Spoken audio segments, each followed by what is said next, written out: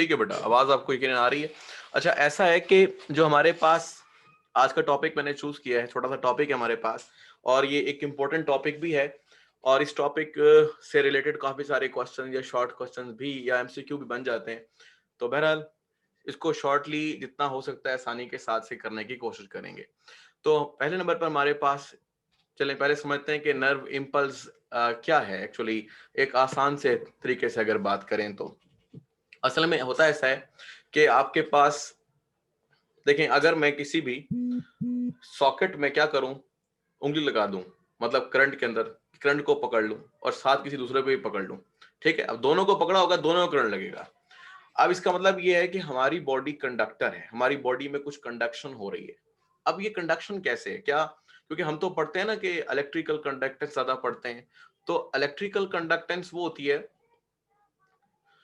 जैसे बिजली एक किसी मीडियम से दूसरे मीडियम में गुजर गई, मतलब इलेक्ट्रिकल कंडक्टेंस का अगर जिक्र करते हैं तो। अब गौर से देखें, यानी हम इधर से किसी को पकड़ रहे हैं या करंट को पकड़ रहे हैं, यहां से किसी और को पकड़ रहे हैं, दोनों को करंट लग रहा है। हमारे अंदर कोई तारे हैं, सवाल ये है क्या हमारे अंदर वायर्स हैं? तो जवाब ये है कि हाँ हैं। तो क्या वो वही वायर्स हैं या उसी तरह की वायर्स या तारे हैं जो हम आम जिंदगी के अंदर इर्द गिर्द देखते हैं? तो उसका जवाब है नहीं, वो आम वायर्स नहीं है, वो खास वायर्स हैं। ठीक है, उनका नाम हद तक कुछ लोगों को पता होगा जिन लोगों ने चैप्टर्स पढ़ लिए हैं। ठीक है, चैप्टर नंबर 17 का ये आपके पास एक टॉपिक है। तो अब बात यह है कि वो तारों का नाम क्या है? तारों का नाम है न्यूरॉन। सिंपल सी बात है, ठीक है ना। न्यूरॉन्स बंडल्स की शक्ल में होते हैं। न्यूरॉन अभी तक आपको पता चला है कि न्यूरॉन एक तारे होती हैं। तो जो हमारा आज का सवाल है ना कि इन तारों में, वैसे तो बहुत सारी इसकी एक्सप्लेनेशन है कि न्यूरॉन क्या करते हैं, कैसे क्या क्या कुछ चीजों को बाइंड करते हैं।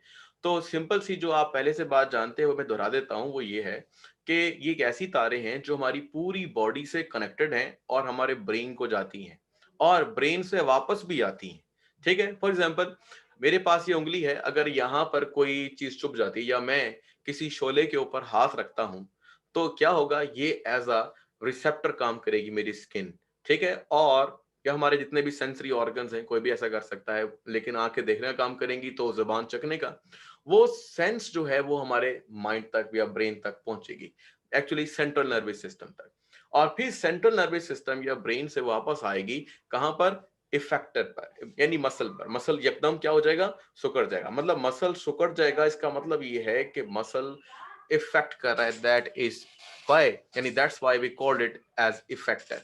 तो भाई क्या हुआ, ये पैगाम गया भी और पैगाम आया भी। तो हम बोलते हैं कि हमारे जिस्म में जो पैगाम रसानी है या जो कंडक्शन है, वो चूंकि इलेक्ट्रिकल कंडक्शन नहीं है, वो नर्व कंडक्शन कहलाती है, या उसको हम कंडक्शन की बजाय इंपल्स भी बोल देते हैं। यानी पैगाम का आना और पैगाम का जाना, ये सब कुछ किसकी वजह से है? नर्व इंपल्स की वजह से। अब ये नर्व इंपल्स कहाँ पे हो रही हैं? वो उन तारों में, यानी न्यूरॉन में। तो नर्व इंपल्स असल में एक ऐसा पैगाम ले जाने और ले आने का तरीका है जो कि न्यूरॉन में होता है। यही हमारा आज का सवाल है कि न्यूरॉन ऐसा कैसे कर पाते हैं, उनके अंदर कौन सा ऐसा करंट होता है। तो ये चीज हमारे पास आज का क्वेश्चन है। ठीक है जी, इसी क्वेश्चन को हम आगे लेके चलते हैं और समझते हैं कि किस तरह से ये काम कर रहा है। तो ये हमारे पास थोड़ा सा तो मैंने आपको सिखाया है कि जो नर्व इंपल्स होती है वो क्या होती है।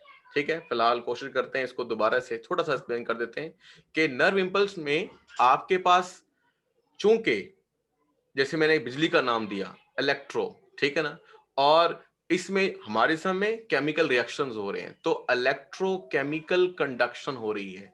इलेक्ट्रोकेमिकल कंडक्शन हो रही है, ये बात बहुत ही अहम है। तो इसके बाद हम आगे चलते हैं, यानी इलेक्ट्रोकेमिकल कंडक्शन या आप कह लें इंपल्स चल रही है। इंपल्स आगे जाके थोड़ा सा ब्रीफली एक्सप्लेन करेंगे कि आखिर इंपल्स क्या होती है, ये कैसे बदलता हुआ एक तरीका कार है। तो बहरहाल नर्व इंपल्स का मतलब हुआ कि इलेक्ट्रोकेमिकल, कह लीजिए इंपल्स या इलेक्ट्रोकेमिकल रिएक्शन, इलेक्ट्रोकेमिकल कंडक्शन, दो जो भी नाम दे लें फिलहाल इसको, लेकिन आगे जाके समझ आएगा ओहो ये तो भाई आइंस की मूवमेंट थी। ठीक है, तो बहरहाल नर्व इंपल्स ऐसा हो गया। बुक भी अपने पास रख सकते हैं, बुक्स के जरिए से भी आप अंडरलाइन कर सकते हैं कुछ ना कुछ। तो बहरहाल अब एक और चीज समझते हैं, दैट इज कॉल्ड, यानी आप समझ लीजिए कि हमारे पास एक न्यूरॉन है। फिलहाल मैं एक न्यूरॉन हल्का सा बना देता हूं आपके पास, ये थोड़ा सा बड़ा करके बना दिया है। ये आपके पास क्या है जी, ये आपके पास एक सेल बॉडी है, ठीक है, और साथ साथ न्यूरॉन भी। ये न्यूरॉन कैसे काम करता है वो आगे जाके देखते हैं। तो इसके अंदर फिलहाल समझाने की खातिर हम एक काम करते हैं, मैं इसमें एक वेव सी बना देता हूं कि ये हमारे पास एक वेव है और यही आपको दिखने में लग रही है कि ये नर्व इम्पल्स है। अब आगे चलते हैं, that is called electrical potential. ये इलेक्ट्रिकल पोटेंशियल क्या होती है, इसके बारे में आपने एक बात सिंपल सी सीखनी है, वो ये कि देखो भाई, आपके पास एक है, ये एक बैरियर, रुकावट, ठीक है, ये रुकावट है आपके पास, किसी किस्म की हो सकती है, आगे जाके सिखाते हैं।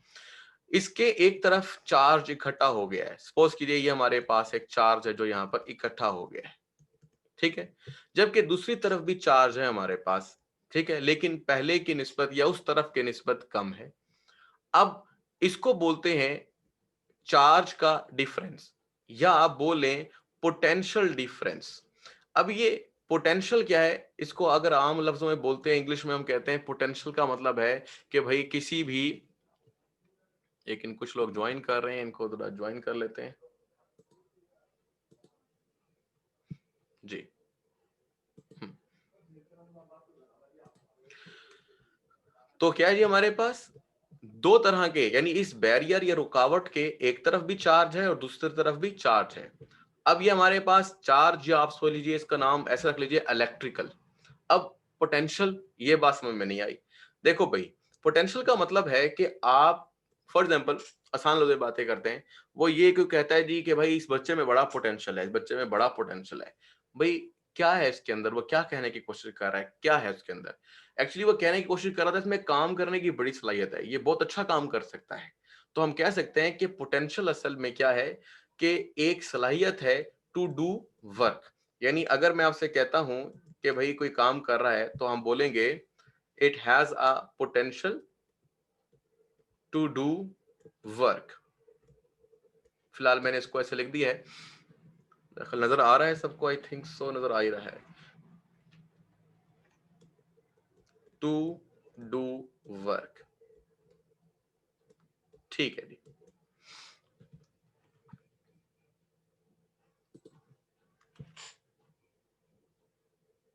हाँ जी। अब इसका क्या मतलब है, इसका मतलब है कि इन चार्जेस में एक सलाहियत है काम करने की, कि ये फ्लो कर सकते हैं। कहां से? वही पुराना असूल कि हमेशा चीजें बहती हैं from higher potential to the lower potential. यानी जहां वो ज्यादा है वहां से उधर जहां पर वो कम है। तो चार्ज बह सकता है from higher potential to lower potential. तो अब तक हमने क्या सीखा, ये काफी बच्चों ने नया ज्वाइन किया है, इनके लिए मैं एक बार थोड़ा सा डिस्क्राइब कर देता हूं दोबारा से। हम सीख रहे हैं नर्व इम्पल्स। हमने कहा है कि ये एक इलेक्ट्रोकेमिकल पैसेज है, रास्ता है, इम्पल्स है, या आप बोल लीजिए कि एक वेव है जो कि न्यूरॉन में चलती है, ठीक है। और न्यूरॉन हमारे जिस्म के अंदर खास किस्म की वायरिंग है, वायर्स, तारों का जाल बिछा है, बंडल्स हैं। अच्छा, इसके बाद हमने ये सीखा कि इलेक्ट्रिकल पोटेंशियल क्या है। तो हमने कहा कि चार्ज के काम करने का जो तरीका है, या उसमें जो उसमें सलाहियत है, दैट इज कॉल्ड पोटेंशियल। तो चार्ज हमेशा बहता है किसी भी बैरियर, ये हमारे पास क्या है, ये हमारे पास है जी बैरियर, ठीक है ना, रुकावट। तो बैरियर के आर पार इसे कहते हैं अक्रॉस द बैरियर, ठीक है, यानी इधर भी आ सकता है और यहां पर भी आ सकता है, पर डिपेंड करता है कि जो पोटेंशियल डिफरेंस है वो क्या बताता है। जैसे यहां पर हमारी इस सिचुएशन में बता रहा है कि जो ये वाली साइड है, यहां पर पोटेंशियल ज्यादा है और यहां पर हमारे पास पोटेंशियल कम है, ठीक है, बहने की सलाहियत कम है। तो वहां से जहां ज्यादा है, चीज बहकर कहां पहुंचेगी, वहां पर जहां पर कम है। एक मिनट, थोड़ा सा बेटा ये बच्चे और ज्वाइन कर रहे हैं, पर इनको याद देर से आ रहा है, ठीक है जी।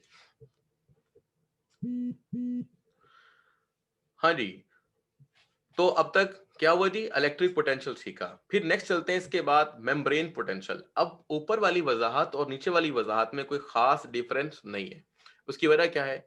सिर्फ आपको एक बात बतानी थी कि जो ऊपर हमारे पास ये तमाम फिजिकल सिस्टम जो भी आप साइंस में पढ़ते हो वो इसी तरह से ही वर्क करता है। जैसे कि मैं आपको बता रहा था कि हायर पोटेंशियल से लोअर पोटेंशियल की तरफ पानी जहां ज्यादा होता है वहां से बहता है वहां जहां पे उसका पोटेंशियल कम होता है। ठीक है, इस तरह चार्ज भी वहीं बह रहा है जहां पर उसका पोटेंशियल कम होता है।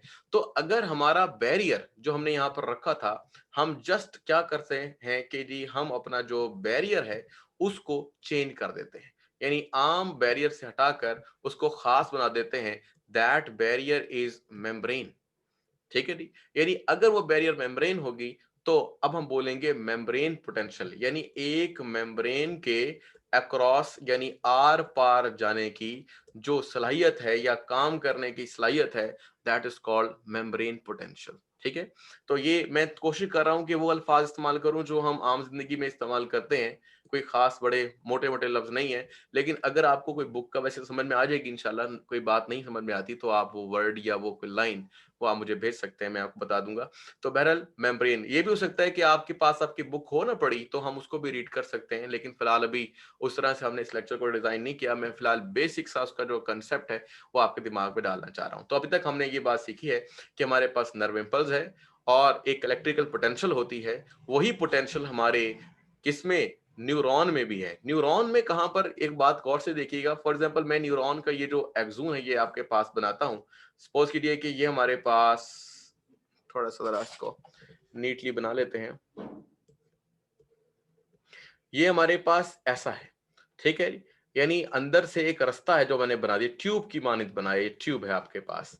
तो इसके दो हिस्से हैं, एक वो जो आउटसाइड है और एक वो जो आपके पास इनसाइड है। तो आपने ये वाली बात ध्यान में रखनी है। तो मेम्ब्रेन फिर कहां हुई? ये जो आपको मेम्ब्रेन दिखाई जा रही है, मैं आपको यहां पर दिखाता हूं उस मेम्ब्रेन को। ये मेम्ब्रेन आपके पास रही कुछ ऐसे, यानी दैट इज अ मेम्ब्रेन, ये वाली। ठीक है, यानी इस मेम्ब्रेन के जो चार्जेस होंगे अगर आगे पीछे मूव करेंगे तो हम पूछेंगे, बोलेंगे कि अगर वो वाकई में कर सकते हैं तो हम कहेंगे इस मेम्ब्रेन का पोटेंशियल ज्यादा कर सकते हैं, ज्यादा मेम्ब्रेन पोटेंशियल है, कम है तो कम मेम्ब्रेन पोटेंशियल है। तो ये थी बेसिक बेसिक जो एबीसी है वो इस नर्व इम्पल्स की। अब चलते हैं अपने नेक्स्ट जो स्लाइड है हमारी, जहां से हमें एक्चुअली समझ में आना शुरू होगा कि आखिरकार नर्व इम्पल्स काम कैसे करती है, इसके बारे में बात करेंगे। तो देखो भाई, ये वही आपके पास मैंने कुछ कोशिश की आपकी बुक से ही क्या कहते हैं डायग्राम्स ली हैं। अब जो मैंने न्यूरॉन बनाया था, फिलहाल मैं दोबारा से आपको दिखाता हूँ। चलो देखो, ये मेरे पास वही न्यूरॉन है। अगर इसको बिल्कुल सादा बनाते हैं जैसे हम बच्चों की तरह बनाए तो हम ऐसे न्यूरॉन बना सकते हैं। बेशुमार होते हैं न्यूरॉन बंडल की शक्ल में और छोटे छोटे ही होते हैं। फिर उसको थोड़ा सा हम अच्छा बनाने की कोशिश करते हैं तो हम इसका ये वाला हिस्सा थोड़ा सा क्या करते हैं, एक मैं कोशिश करता हूँ कि लाइन हमारी सीधी लग जाए, सीधी लाइन। ठीक है जी, ये हमारे पास क्या हो गया,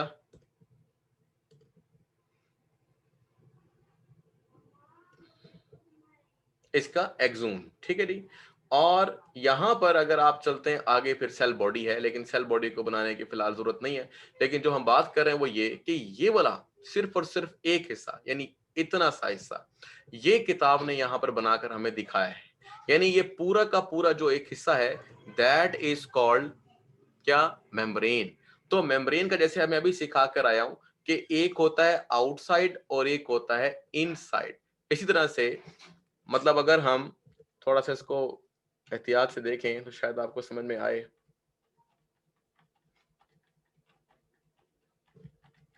आवाज सब तक ठीक पहुंच रही है आई थिंक, बस आप चैट में बेशक कर दिया करें। ओके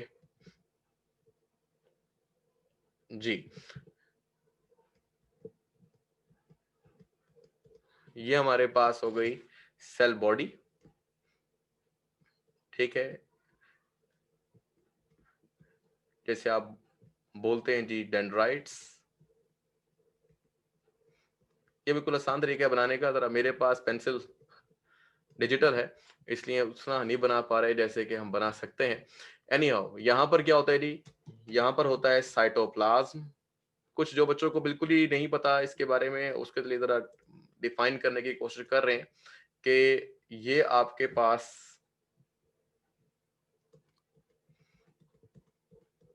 जैसे होता है ना सेल में ज्यादातर साइटोप्लाज्म, तो ये भी एक सेल है, इसमें भी साइटोप्लाज्म है, सारा का सारा साइटोप्लाज्म है, ठीक है। अब इस साइटोप्लाज्म के अंदर और बाहर का जिक्र चल रहा है। जैसे हम सपोज कर लें कि ये हिस्सा क्या है जी, आउटसाइड, और ये हिस्सा क्या है, इनसाइड।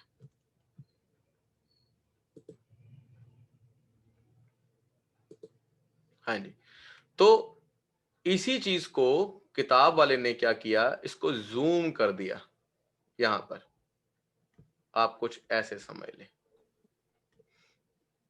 यानी कि ये सारा का सारा हिस्सा। अब आपको समझ में आ जाएगा, जो ये बाहर वाला हिस्सा है दैट इज कॉल्ड आउटसाइड, और जो ये वाला हिस्सा है आपके पास, मतलब मैंने इनके बारे में जिक्र किया है, दैट इज कॉल्ड इनसाइड।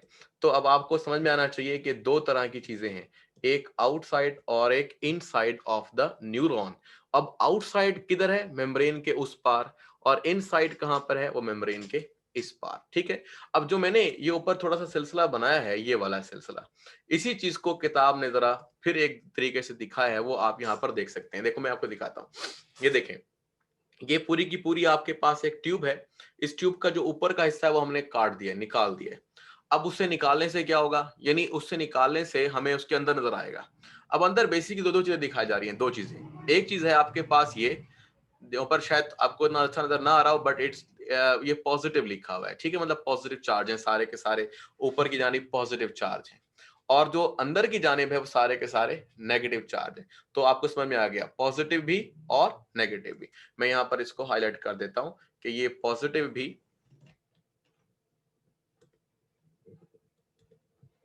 हाँ जी, पॉजिटिव भी और यहाँ पर नेगेटिव भी। कुछ कलर की वजह से शायद ना अच्छा आपको नजर ना आ रहा हो, लेकिन कोशिश करते हैं कोई कलर अच्छा लेते हैं। हाँ जी, ये बाहर की जानिब जो है वो है जी पॉजिटिव, और जो अंदर की जानिब है ये है नेगेटिव। फिलहाल आपने यही बात सोचनी है कि पॉजिटिव भी है और नेगेटिव भी है, ठीक है। बच्चे देर देर से आ रहे हैं।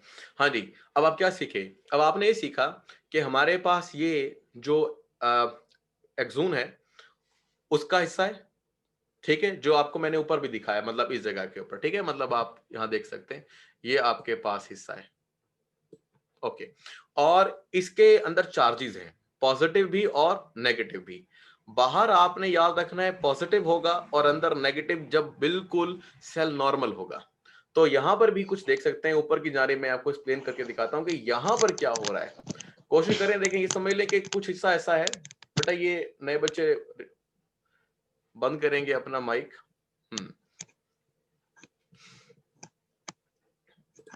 एक मिनट मैं ही कर देता हूं उसको, ठीक है जी।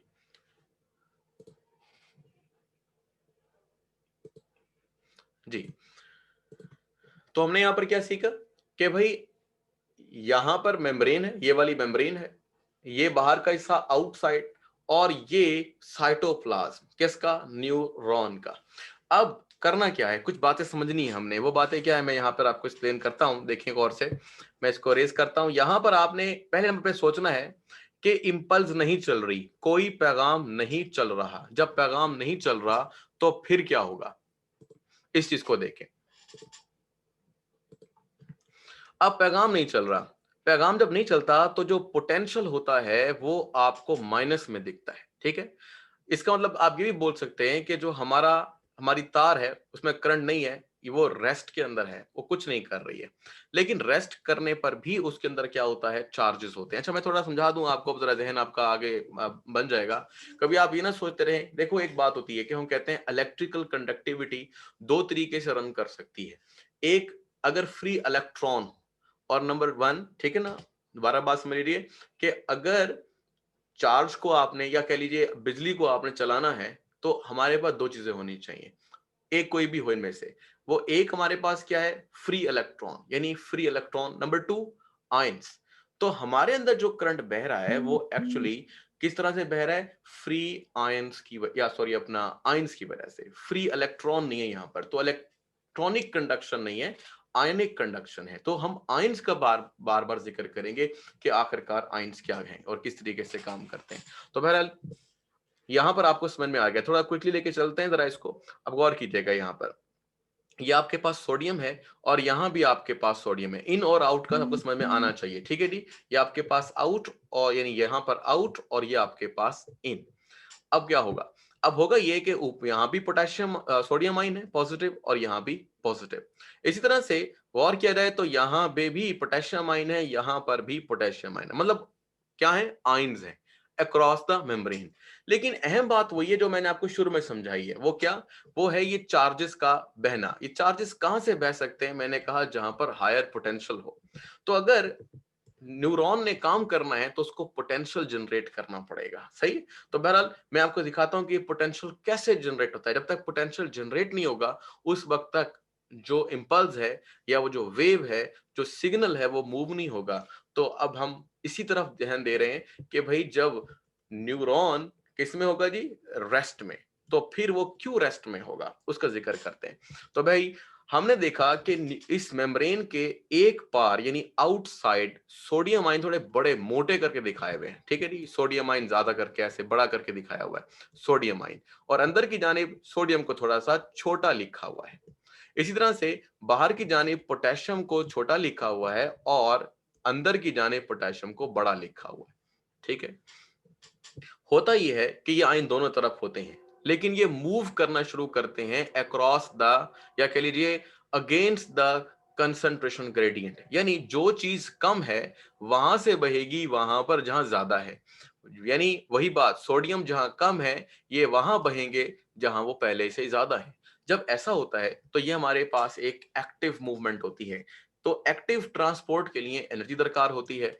इस एनर्जी, ये एनर्जी आपके जिस्म में कहां से आती है भाई, एटीपी से आती है, ठीक है जी। तो एटीपी का जिक्र आपके पास यहां पर आएगा कि एटीपी जब तक नहीं होगी उस वक्त तक ये प्रोसेस नहीं हो पाएगा, ठीक है। बहरहाल यहाँ कोशिश करते हैं, टेक्नोलॉजी की वजह से जरा थोड़ा सा यूज करना मेरे लिए मुश्किल हो जाता है। इंशाल्लाह यूज टू हो जाएंगे तो ठीक समझ में आएगा। हाँ जी, एक बात समझ में आ गई, क्या समझ में आ गई भाई, मूवमेंट हो रही है तो जहां सोडियम ज्यादा है वहां ज्यादा ही बढ़ रहे हैं, और जहां पोटेशियम ज्यादा है वह पोटेशियम ही बढ़ रहे हैं। लेकिन एक मामला है यहाँ पर, वो मामला क्या है, वो मामला ये है कि जो इनका बहना है वो बराबर बराबर नहीं है। समझ आ रही है बात की, बराबर बराबर नहीं है। अब आपको क्या कहा जा रहा है, देखो नेगेटिव का मतलब यहां पर ले लीजिए कम चार्ज। इसका मतलब है कि अंदर आने वाले चार्ज की मिकदार कम है और बाहर जाने वाले चार्ज की मिकदार ज्यादा है। अगर बाहर सपोज कीजिए 3 जा रहे हैं तो अंदर 2 आ रहे हैं, इस तरह बराबरी तो ना हुई ना। तो जब बराबरी ना हुई और अंदर पॉजिटिव चार्ज लिख लीजिए थोड़ा और बाहर पॉजिटिव चार्ज ज्यादा, तो दैट्स वाई हमने कहा था यहाँ पर कि पॉजिटिव बाहर ज्यादा है। ये सिर्फ आपने येलो वाला पार्ट देखना है, रेड वाला पार्ट नहीं देखना, ठीक है। तो यहाँ देखें पॉजिटिव चार्ज ज्यादा और यहाँ पे नेगेटिव चार्ज ज्यादा, एक वजह ये है। तो वजह आपके पास सोडियम और पोटेशियम आयन की वजह से दी गई। अब इसके बाद फिर आगे चलते हैं, थोड़ा टाइम हमारे पास जरा कम है, आगे के चलते हैं, समझ में आएगी बात की इंशाल्लाह। हाँ जी, अब नेगेटिव ऑर्गेनिक आयन, अभी अंदर चार्ज क्या, वही मैंने समझाया आपको, अंदर मैंने चार्ज समझाया है कि ये नेगेटिव होता है, नेगेटिव, ठीक है। तो इसका मतलब ये है, अब देखें यहाँ पे क्या लिख रहे हैं, नेगेटिव ऑर्गेनिक आइंस, कुछ ऐसे ऑर्गेनिक आइंस हैं जिन पर चार्ज नेगेटिव है। तो उसको अब कहां पर होना चाहिए भाई, सादा सी बात है, उसको होना चाहिए वहां जहां पर नेगेटिव है, यानी अंदर। तो और एक बात और भी बड़ी अहम सी है, अगर आप थोड़ा सा इस पे गौर करें तो वैसे समझ में आ जाएगी कि भाई मैंने आपसे क्या कहा है, अंदर क्या है जी, अंदर है साइटोप्लाज्म और बाहर तो बॉडी का बाकी हिस्सा है। तो अगर कोई कंपाउंड्स पाए जाएंगे तो वो कहां पर होंगे, वो साइटोप्लाज्म में होंगे। तो ऑर्गेनिक कंपाउंड जो कि नेगेटिव चार्ज रखते हैं वो अंदर हैं और बाहर भी हैं। बाहर यानी इंटरस्टिशियल फ्लूइड आप बोल सकते हैं, ठीक है, लेकिन वहां पर कम है। तो ये भी आपको समझ में आया कि नेगेटिव चार्ज के अंदर होने की अब दो वजूहात हो गई। एक तो पॉजिटिव चार्ज का, जिसे ऊपर समझाया है, इम्बैलेंस है, और यानी अंदर पॉजिटिव चार्ज कम और बाहर ज्यादा है।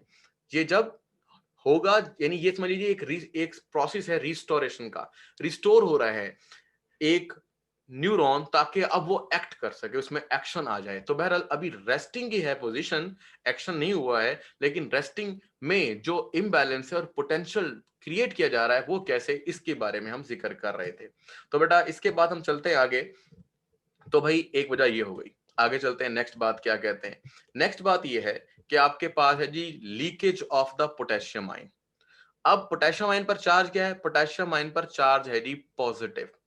अब अगर पॉजिटिव चार्ज को हम मजीद क्या करें, बाहर ही भेज दें, ठीक है, ये कलर चेंज कर लेते हैं, हाँ जी, अगर हम पॉजिटिव चार्ज को बाहर ही भेज दें तो इसका मतलब है कि और भी पॉजिटिव होने के चांस है। तो यही कहा जाता है कि पोटेशियम आयन की एक लीकेज हो जाती है। याद रखें कि जो हमारे पास मेम्ब्रेन है ये आसानी से किसी चीज को गुजरने नहीं देती है, लेकिन सिर्फ एक आयन है जिसके लिए परमिएबल है और वो है जी पोटेशियम आयन। दैट्स वाई वो अंदर से बाहर की तरफ चले जाते हैं, यानी आप कह लें अंदर से पॉजिटिव चार्ज बाहर चला गया है और अगर ये बाहर बढ़ता गया तो बाहर पॉजिटिव और क्रिएट होगा बनिस्बत, या पॉजिटिव पोटेंशियल ज्यादा क्रिएट होगा बनिस्बत अंदर के। फिर हम अगले पॉइंट की तरफ आते हैं, that no conduction of nerve impulse, यानी अगर हम यहां पर जिक्र करें, हाँ जी, no conduction of nerve impulse, यानी अभी कोई भी करंट नहीं बह रहा है, कोई भी करंट अभी नहीं बह रहा है, हाँ जी। तो ये आपकी बुक का मिसाल दे रहे हैं। अच्छा, यहां पर एक चीज और भी अगर आप बुक में देखें तो यहां पर एक लिखा हुआ है, मतलब एक सुई बनी हुई है, तो इसका मतलब ये है कि, और ये माइनस वाली तरफ है, तो यहां पर -0.07 आपके पास वोल्ट करंट है। इसको अगर आप मिली वोल्ट में चेंज करते तो -70, जो यहां पर लिखा हुआ भी है, आई थिंक ये आपके पास नजर आ रहा है, ठीक है जी, -70 मिली वोल्ट है आपके पास। अब तीसरी, और यानी कि इस पेज के ऊपर जो नेक्स्ट पॉइंट है वो है कि भाई मेम्ब्रेन पोटेंशियल 0.07, यही बात मैंने आपसे कही है कि इतना आसान नहीं है। बेटा जल्दी आया करें सारे, कोई मसाइल हो तो बताएं कि क्यों डिस्कनेक्टिविटी होती है, ठीक है। कुछ लोग जाकर वापस आ रहे हैं, चाय पीकर आ रहे हैं, पता नहीं समझ नहीं आ रही बात की, सर्दी लग गई है। अच्छा जी, तो ये जी नेगेटिव ऑर्गेनिक कॉइन्स का बात, यानी ज्यादा है कहां पे, अंदर लीकेज हो रही है पॉजिटिव चार्ज की बाहर, इसलिए ज्यादा पॉजिटिव चार्ज होने के चांसेस बाहर हैं। No conduction of nerve impulse, कोई भी करंट नहीं बह रहा है फिलहाल। और मेम्ब्रेन पोटेंशियल जो है वो आपके पास कैसे मालूम करते हैं, ये हमारे पास इलेक्ट्रोड्स हैं, एक इलेक्ट्रोड बाहर फ्लूइड में, एक अंदर, और इसी तरह से हमें पोटेंशियल मालूम हो सकता है, ठीक है। ये कोई बड़े ऐसे आले नहीं है कि ऐसे अंदर जिसम के अंदर घुसा देते हैं, मतलब ये जिस तरह आपने कभी देखा होगा कि हार्ट की ईसीजी होती है, इलेक्ट्रोकार्डियोग्राफी, उसमें भी क्या लगाए जाते हैं, इलेक्ट्रोड्स बॉडी पे लगाए जाते हैं, अगर किसी ने देखा हो तो, ठीक है जी। तो ये उसी तरह से हो सकता है मामला, लेकिन थोड़ा सा जरा कॉम्प्लेक्स है। अब चलते हैं अपनी नेक्स्ट बात की तरफ, और वो क्या है, वो ये कि अब हमने ये बात तो पक्की कर दी। यहाँ देखें, अभी तक हमने ये बात पक्की की है कि जब रेस्टिंग मेम्ब्रेन पोटेंशियल थी तो उस वक्त वो क्यों रेस्ट में थी, और उस वक्त क्या हो रहा था, उस वक्त एक रिस्टोरेशन हो रही थी, ठीक है ना, यानी आप कह लें पोलराइजेशन हो रही थी, पोल बन रहे थे पॉजिटिव नेगेटिव। फिर उसके बाद क्या हुआ, उसके बाद हुआ ये कि हमने देखा कि ऑर्गेनिक कंपाउंड जो कि नेगेटिव है वो कहां पर है, लीकेज कहां पर हो रही है, इन सारों की बताने की वजह सिर्फ एक है कि जो बाहर चार्ज है वो पॉजिटिव है, जो अंदर चार्ज है रेस्टिंग में वो नेगेटिव है। फिर हम नेक्स्ट आगे की तरफ चलते हैं, तो अब बात करते हैं कि सपोज कीजिए वही पहले वाली बात, आपका हाथ किसी गर्म चीज को छू गया है, अब क्या होगा, अब फौरन सिग्नल जाएगा। देखें ये सिग्नल जा रहा है ऐसे करके, जब वो यहां से, या अब इसमें लीजिए न्यूरॉन का पार्ट है, अंदर बहुत सारे न्यूरॉन इकट्ठे काम करते हैं, लेकिन उसमें लीजिए एक न्यूरॉन है। अब हुआ ये है कि जब ये न्यूरॉन यहां से मतलब पैगाम लेके आता है, और जब पैगाम यहां तक पहुंच जाता है तो पीछे रेस्टिंग हो जाती है और आगे इंपल्स चलती जाती है। जहां जहां मेरी उंगली फिर रही है इसका मतलब है अभी सिग्नल यहां पर है, इंपल्स यहां पर है, यानी एक लम्हे के लिए, मिली सेकेंड्स में, सेकंड के भी मतलब हजारवें हिस्से के अंदर क्या है, ये पैगाम यहां है, अगले लम्हे उधर है, उससे अगले लम्हे उससे आगे है, लेकिन जहां पर वो इस वक्त नहीं है वहां पर क्या है, पोटेंशियल वापस रिस्टोर होती है। मैं थोड़ा यहां दिखा देता हूं। देखिए ये रेड कलर का जो साइन है, या रेड कलर का जो पार्ट है, ये एक्चुअली चला कहां से था, ये चला था मतलब यहां से, पहले रेड यहां पर था, फिर अगले लम्हे यहां पर आ गया, उससे अगले लम्हे और आगे, उससे अगले लम्हे और आगे की तरफ जाता, और अभी यहां पर है, अभी और इससे आगे की तरफ भी जाएगा, मतलब यहां पर पहुंच जाएगा। तो ये आपने ध्यान में रखना है कि ये मूव कर रहा है, स्पीड से मूव कर रहा है, ठीक है जी, बहुत एक ही खास वक्त पर किसी खास मकाम के ऊपर, मतलब जो पोटेंशियल डिफरेंस है वो चेंज होगा और फिर दोबारा से वापस रेस्टिंग हो जाएगी। तो जो चेंज होगा यानी एक्शन होगा, उस एक्शन में क्या होता है, वो हम यहाँ पर अब पढ़ रहे हैं, और वो एक्चुअली उसका ऑपोजिट है जो पहले हम पढ़ चुके हैं। टाइम थोड़ा कम है लेकिन मैं इसको कंप्लीट करता हूँ जी। तो एक्टिव मेम्ब्रेन पोटेंशियल में हुआ ये है कि सोडियम एंड पोटेशियम आयन की मूवमेंट हुई है। पहले हम बता चुके हैं कि सोडियम आयन यहाँ पर बहुत ज्यादा थे और पोटेशियम भी बहुत ज्यादा थे। अब क्या होगा, अब वही डिफ्यूजन होगा, और आप समझ लीजिए कि जो पोटेशियम आयन है ये बाहर आने लगेंगे, ठीक है, मतलब जो ज्यादा है कहाँ आएंगे, अब कम की तरफ, जैसे यहां दिखाए थे, ये आपके पास यहां पर आ रहे हैं, और सोडियम आयन वापस आ रहे हैं।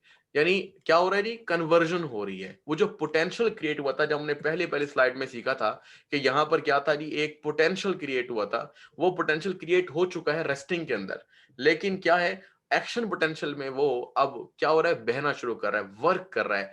पोटेंशियल अब, या समझ लीजिए जो पहले से छुपा हुआ वर्क था पोटेंशियल की शक्ल में, वो एक्टिव हो गया, काइनेटिक हो गया, तो वो जी मूव करने लगेगा। लो भाई, अब आपके पास ये जो मूवमेंट है ये बड़ी स्पेसिफिक तरीके से होती है। इसके लिए कुछ गेट्स होते हैं, इनको नाम भी, बहुत सारे आयन्स हैं हमारे इस क्या कहते हैं सेल में, लेकिन सोडियम पोटेशियम इसमें काफी ज्यादा अहम है, जिनकी वजह से ये कंडक्शन होती है। तो सोडियम और पोटेशियम दोनों जो यहाँ पर दिखाए गए, इनके क्या है जी, इनके गेट्स हैं, वो गेट्स ओपन होते हैं, और सोडियम गेट के जरिए से सोडियम मूव कर लेते हैं, पोटेशियम के जरिए पोटेशियम मूव करते हैं, और वो जो चार्ज है वो डिसबैलेंस हो जाता है, ठीक है ना, मतलब वो समझ लीजिए डीपोलराइज हो जाता है। मैं समझाऊंगा आगे कुछ बात को। तो देखें, जो पॉजिटिव इस तरह से चीज है वो आपके पास नीचे, और जो नेगेटिव है वो आपके पास क्या है, ऊपर चली गई है, ठीक है जी। ये आपके पास यकीनन पॉजिटिव पहले ऊपर था, नेगेटिव नीचे, अब क्या हो रहा है जी, अब इनकी चेंजिंग आ रही है। तो यही है आपके पास सोडियम और पोटेशियम आयन की मूवमेंट होना। इस दौरान कुछ और भी होता है, चार्जेस आर रिवर्स, जैसे कि मैंने ये सिखा दिया कि चार्जेस रिवर्स्ड हो गए। Passage of the nerve impulse, जैसे मैंने अभी कहा कुछ देर पहले कि जो नेगेटिव चार्ज था, मैं थोड़ा दिखा देता हूं आपको, जैसे कि ये हमारे पास आ गया है, हाँ जी, ये पहले नेगेटिव, या ये रेड कलर यहां पर था, फिर उसके बाद वो आगे चला गया, और फिर अब वो जैसे आपको नजर आ रहा है यहां पर है, और अगले लम्हे फिर वो क्या होगा, मजीद आगे की तरफ चला जाएगा। तो ये जी आपके पास जस्ट सिंपल सी इंपल्स करने का या मूव करने का तरीका। फिर इसके बाद लिखता है पैसेज ऑफ, अगला हम चलते हैं नेक्स्ट पॉइंट की तरफ। नेक्स्ट पॉइंट क्या कहता है हमें कि मेम्ब्रेन का अब पोटेंशियल जो पहले माइनस में था, अब वो +50 में हो जाएगा, ठीक है, मिली वोल्ट्स, यहां आपको दिखाया भी जा रहा है। हम अगर आखिरी बातें करें तो वो कुछ इस तरह से हैं कि मूवमेंट तो हो गई, मैं जरा यहां दिखाता हूं, फिर दोबारा रिवाइज करते हैं, समझ में आती है बात कुछ ना कुछ। ये वो जगह है जिस जगह के ऊपर हर चीज नॉर्मल है, या आप कह लें कि यहां पर कोई भी एक्शन नहीं हो रहा, बल्कि क्या हो रहा है, यहां पर रेस्टिंग है। ये नंबर वन है, number one point. Number two point, वो जो मैंने कहा कि जैसे ही हमारा हाथ उस गर्म चीज को छुआ और एक सिग्नल वहां पर, या कह लीजिए एक इंपल्स वहां पर जनरेट हुई, तो उस वक्त क्या होता, वो जो हमारे पास आयन थे ना, मिसाल के तौर पर सोडियम अपना पोटेशियम आयन जहां ज्यादा थे तो ये बाहर की तरफ मूव करने लग गए, और जो सोडियम आयन थे वो अंदर की तरफ आने लगे। बुक ज्यादातर सोडियम आयन का जिक्र ज्यादा करती है। तो सोडियम आयन जैसे ही मूव करके आएंगे, तो जो पहले पोलैरिटी कायम थी, वो पोलैरिटी क्या हो जाएगी, वो पोलैरिटी खत्म हो जाएगी। तो उस अमल को हम कहते हैं डीपोलराइजेशन। जैसे अगर मैं आपको पहली बात समझाऊं, ये वही सादा सा कंसेप्ट है, यहां पर कुछ चार्जेस ज्यादा हैं, यहां पर कुछ चार्जेस कम हैं। तो अगर मैं यहां पर क्या करूं, एक पोलैरिटी बना दूं, यानी आपको समझाऊं कि ये एक मॉलिक्यूल है, तो इस पोल को आप पॉजिटिव नाम देंगे, इस पोल को आप नेगेटिव नाम देंगे, तो ये क्या है, इट इज कॉल्ड पोलैरिटी। जब हम यहां पहुंचे तो क्या हुआ, हुआ ये कि जब सिग्नल चलने लगा और आयंस मूव करने लगे, तो हुआ क्या, पोलैरिटी डिस्टर्ब हो गई, so it we called it depolarization. और फिर उसके बाद जो हमारे पास पोटेशियम है वो भी मूव करने लगे, ठीक है, जैसे बाहर की तरफ। तो फिर क्या हुआ, फिर ये एक मकाम आया। अब इसके आने के बाद वो जो पहले नंबर पे हमने बात कही थी, वो बात क्या कही थी कि वापस सोडियम आयन का यहां यानी बाहर ज्यादा होना, और पोटेशियम आयन का अंदर ज्यादा होना जब होना शुरू होगा, इट इज कॉल्ड रीपोलराइजेशन। यानी वही पुरानी स्टेट जो हमने यहाँ पे अभी डिस्कस की है, वही स्टेट अब वापस आने लगेगी। तो ये आपके पास क्या है जी, रीपोलराइजेशन। और फिर जो मेम्ब्रेन है वो तैयार हो जाएगी, यानी ये हमारे मेम्ब्रेन, जैसे कि ये हिस्सा दिखाया गया, तैयार हो जाएगा कि वो दोबारा से क्या हो, डीपोलराइज हो और इम्पल्स को आगे की तरफ मूव करवाया जाए। तो ये बेसिक सेंस ही हमारे पास 1 मिनट हमारे पास रहता है। तो मैंने कोशिश किया आखिर में थोड़ा सा जरा क्विकली बात की है। आखिर में एक पॉइंट रह गया, दैट इज सॉल्टेटरी इम्पल्स। इसका मतलब ये होता है कि आपके पास एक न्यूरॉन है, उस न्यूरॉन के ऊपर एक माइलिनेटेड शीट होती है, ठीक है ना, ये लिपिड्स की बोल लीजिए बेशक ऐसे करके। और इसके अंदर क्या है कि कुछ पॉइंट्स हैं, जैसे कि ये एक पॉइंट है, that point is called node, ठीक है। It is also called node of Ranvier. तो जो हमारे पास इम्पल्स है वो मूव करती है इस नोड से नोड पर, करती अंदर सही है लेकिन बहुत स्पीडीली करती है बानिस्बत सादा नॉन माइलिनेटेड शीट के होने पर। तो बहरहाल सिंपल सी बात है कि कभी कभी इंपल्स जंप कर कर मूव करती है। अगर वो जंप करके मूव करे तो हम इसे बोलते हैं क्या, सॉल्टेटरी इंपल्स, ठीक।